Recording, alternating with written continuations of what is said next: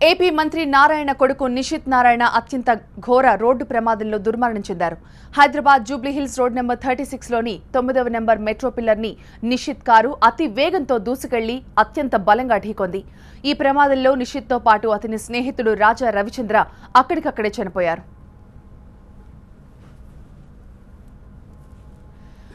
నిషిత్ ప్రయాణించిన కారు ప్రమాదంలో నుజ్జునుజ్జైంది. Mercedes Benz AMG series కి చెందిన G63 model car registration number TS07FK 7117.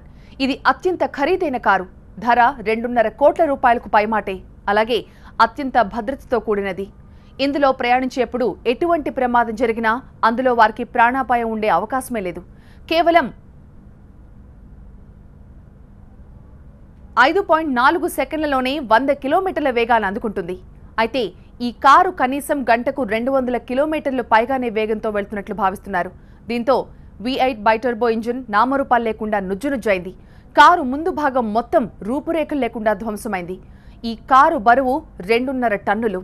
Engine energy 400 kilo watt horse power 571.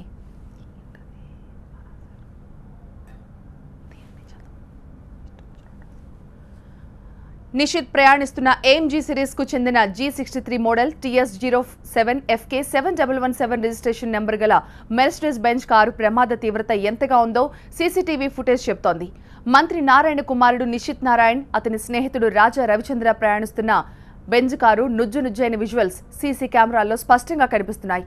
ఈ ప్రమాదం కరెక్ట్గా ఉదయం 2:41 జరిగినట్లు తెలుస్తోంది. జూబ్లీహిల్స్ రోడ్ నెంబర్ 36లో మెట్రో పిల్లర్ను ఢీకొట్టిన దృశ్యాలు కనిపిస్తున్నాయి. బెంజ్ కారు ఎంత బలంగా పిల్లర్ను ఢీకొట్టిందో సీసీటీవీ ఫుటేజ్లో కనిపిస్తోంది.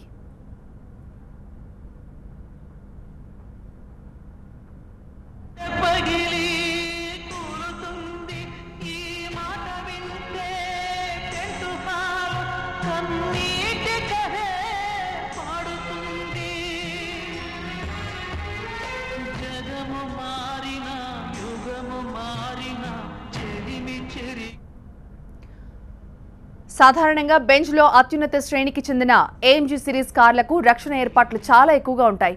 ప్రమాదం జరిగిన వెంటనే ఎయిర్ బ్యాగ్లు తెరుచుకున్న నిషిత్, రాజాల ప్రాణాలు కాపాడలేకపోయాయి. ఈ ప్రమాద తీవ్రతకు ఇంజిన్ భాగాలు మొత్తం మెలితిరిగిపోయాయి. దీంతో కారులో నుంచి నిషిత్, అతని స్నేహితుడిని వెలికి తీసేందుకు దాదాపు 1.5 గంటల సమయం పట్టినట్లు పోలీసులు చెబుతున్నారు.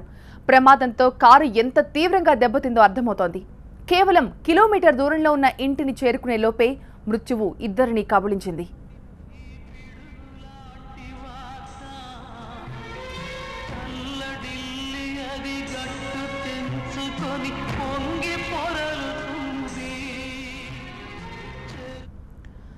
దాదాపు 200 కిలోమీటర్ల స్పీడ్తో నిషిత్ ప్రయాణిస్తున్న కారు మెట్రో పిల్లర్ను ఢీకొట్టింది.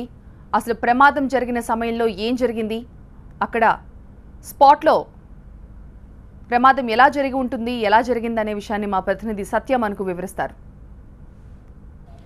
మున్సిపల్ శాఖ మంత్రి నారాయణ కుమారుడు రోడ్ యాక్సిడెంట్కి సంబంధించి కొన్ని ఆశ్చర్యకరమైన విషయాలు ఇప్పుడు వెలుగులోకి వచ్చాయి. సో వాటికి సంబంధించిన ఇన్ఫర్మేషన్ మీకు అందించబోయే ముందు ఆ వెహికల్కి సంబంధించిన ఇన్ఫర్మేషన్ మీకు ఇస్తాను. This is Mercedes Benz sports utility vehicle. మీరు చూడొచ్చు నా వెనకాల. This is AMG model, ML63 AMG model. ఇది 2012-2015 మధ్యకాలంలో మ్యానుఫ్యాక్చర్ అయిన కార్ ఇది. ఆ మధ్యకాలంలో ఈ AMG మోడల్స్ని మెర్సిడెస్ బెంజ్ రిలీజ్ చేసింది. ఇది బైటర్బో V8 ఇంజన్ అనమాట. చాలా పవర్ఫుల్ ఇంజన్.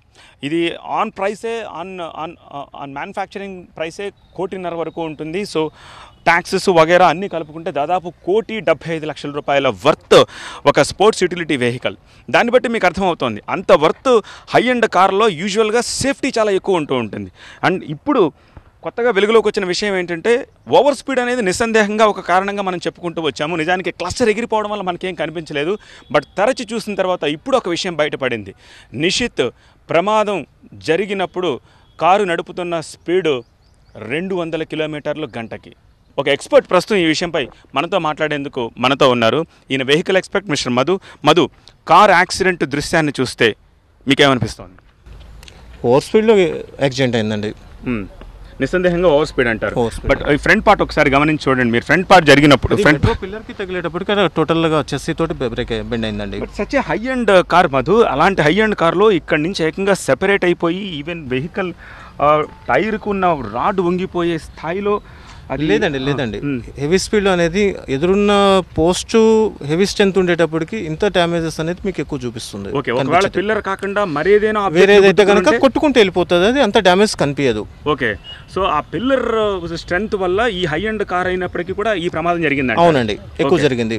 యూజువల్గా ఇలాంటి కార్లో ఇగ్నిషన్ మీరు ఆన్ చేస్తే కానీ స్పీడ్ని ఫైండ్ అవుట్ చేసే పరిస్థితి లేదు, బట్ క్లస్టర్ని మనం ఫైండ్ అవుట్ చేసే పరిస్థితి ఉందా? మీరు ఏమన్నా can you just examine? Lock అవుతుందండి, మీటర్ లాక్ అవుతుంది. మీటర్ లాక్ అవుతుందా? మీరు ఒకసారి చూడగలరా? చూస్తాను ఒకసారి ప్లీజ్. చూస్తాను కానీ అది లోపలికి వెళ్ళాలి. లోపలికి అక్కడి నుంచి మీరు చూసే అవకాశం ఉంటే కనుక ఒక్కసారి, బికాస్ కెమెరా కూడా లోపలికి వెళ్ళి మనం రికార్డ్ చేయలేని సిచ్యువేషన్లో ఈ క్లస్టర్ ఈ పగిలి పైకి వచ్చేసింది. సో ఈ ఎక్స్పర్ట్ అందిస్తున్న సమాచారం ప్రకారం ఇట్ ఈస్ మోర్ దాన్ 150 అంటున్నారు, బట్ ఇప్పుడే మనం చూసాము ఇది సమ్వేర్ అరౌండ్ ఓవర్ స్పీడ్, మామూలు స్పీడ్ అయ్యి ఉండదని చెప్పేసి అని అంటున్నారు. సో క్లస్టర్ని ప్రస్తుతం ఈ ఎక్స్పర్ట్ పరిశీలిస్తున్న పరిస్థితి. సో మీటర్ ఎక్కడ ఆగి ఉంది? 200 దగ్గర ఆగింది. అంటే వెహికల్ పిల్లర్ని గుద్దుకున్నప్పుడు వెహికల్ స్పీడ్ గంటకు 200 కిలోమీటర్ల వేగంతో ఉంది. అది కూడా such a huge and tough object. అది మెట్రో పిల్లర్ మనకు తెలుసు, ₹1,00,00,000 ఖర్చుతోటి రెయిన్ఫోర్స్డ్ సిమెంట్ కాంక్రీట్తో చేస్తారు, చాలా పెద్ద స్ట్రాంగ్ ఆబ్జెక్టు. ఆ కారణంతో అక్కడ దాన్ని గుద్దుకోవడం వల్ల ఇంపాక్ట్ ఎక్కువైందని చెప్పి చెప్తున్నారు. మధు, కింద ఒకసారి సైలెన్సర్ గమనించి, దీనికి 4 సైలెన్సర్స్ ఉన్నాయి, ఇటు 2 ఉన్నాయి, అటు 2. ఒకటి ఈ బండి ఎట్లాగంటే ముందు మెట్రో పిల్లర్ కాబట్టి ఆ ఫోర్స్ ఎక్కువ ఉంది, బండి టోటల్ డ్యామేజ్ అయింది తప్ప లేదు వేరే ఆ ప్లేస్లో పిల్లర్ బదులు వేరేదేమన్నా ఉండుంటే కనుక ఇంత డ్యామేజ్ కాదు కార్కి. అదొకటైతే కాన్ఫిడెన్స్గా చెప్పొచ్చండి. Okay, but what ever it is, ఎంత స్పీడ్ ఉన్నా సరే కంట్రోల్ కూడా అంత బాగా ఉంటుంది. Because this is not a normal car, ఇది హై అండ్ కారు. బట్ ఎందుకు కంట్రోల్ అవ్వలేదంటారు? కంట్రోల్ చేయలేకపోయారంటారా, లేకపోతే కంట్రోల్ చేయడంలో ల్యాబ్స్ ఏమైనా ఉందంటారా? రాత్రిపూట వర్షానికి ఏమైనా గబుక్కున్న బండి బ్రేక్ కొట్టంగానే అంత స్పీడ్ మీద స్కిట్ అయ్యి వచ్చి తగిలి ఉండొచ్చు, అట్లా ఛాన్సెస్ కూడా ఉంటాయండి. ఒకవేళ కంట్రోల్ చేసినప్పటికీ కూడా ఆగే పరిస్థితి, ఆగకుండా వెళ్ళిపోయి తగిలి ఉండొచ్చు. ఓకే, సో కంట్రోల్ చేసినా ఆగకుండా వెళ్ళి తగిలే అవకాశం ఉండొచ్చు అంటున్నారు. అండ్ 200 km/h స్పీడ్ అంటే ఒకసారి సిచ్యువేషన్ అర్థం చేసుకోవచ్చు.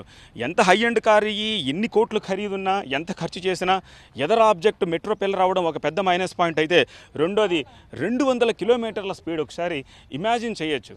మనం మామూలుగా 60-70లోనే వెళ్తుంటే వెహికల్ ఊగుతూ ఉంటుంది, ఇది అంతా ఊగకుండా బ్యాలెన్స్ ఉన్నా, మంచి అలాయ్ వీల్స్ ఉండి ఎవ్రీథింగ్ అంతా సక్సెస్ఫుల్గా బాగానే ఉన్నా సరే ఎలా ఆగుతుంది 200 కిలోమీటర్లు అంటే?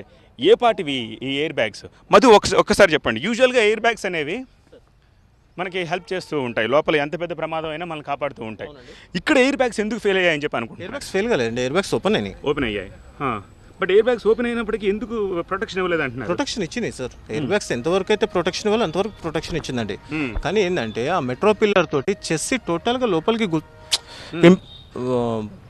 ఇంపాక్ట్ లోపలికి ఇచ్చేస్తే టోటల్గా వచ్చేటప్పటికి ఏంటంటే లోపల కూర్చున్న వాళ్ళు కంపల్సరీ డ్యామేజెస్ అవుతాయండి. సో ఎయిర్ బ్యాగ్స్ అందుకనే సపోర్ట్ చేయలేకపోయాయి. సపోర్ట్ చేసిన ఎయిర్ బ్యాగ్స్ కూడా మీకు సేఫ్టీ ఇవ్వలేకపోయింది.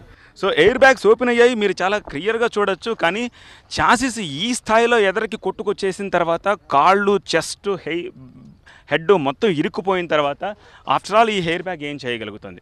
సో ఎక్స్పర్ట్ చెప్తున్న మాట ఇది. సో ఇంత స్పీడ్లో అలాంటి ఆబ్జెక్ట్ను గుద్దుకోవడం వల్ల ఇంపాక్ట్ ఎక్కువైందని చెప్తున్నారు. ఇలాంటి సిచ్యువేషన్లో మనిషి బ్రతకడం దుస్సాధ్యం అని చెప్తున్నారు.